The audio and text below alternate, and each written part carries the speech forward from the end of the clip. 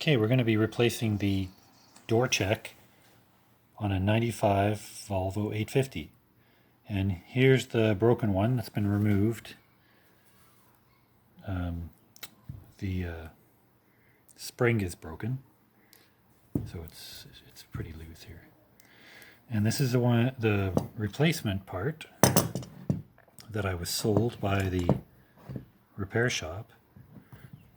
And if you compare them, yeah, they look pretty similar. But now we'll go over to the vehicle.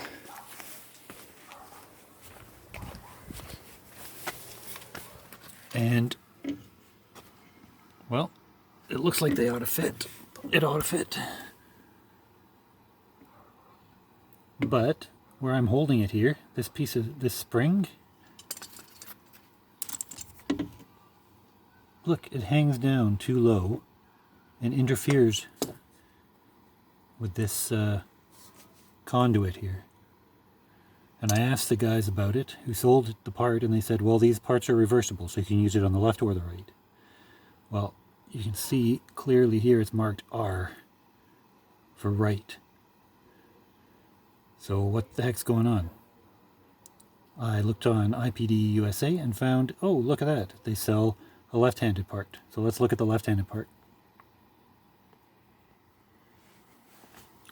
Okay, so here we got the left-handed part, and as you can see, the spring on this one sticks up, and there's nothing in here to interfere with that spring.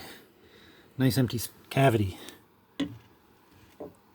So it may be true that the original door checks were reversible, but the replacement parts are not. There's a left hand and a right hand. And I will put the part numbers for those in the description, video description.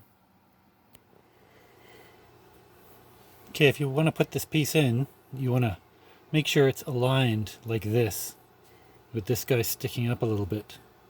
Okay?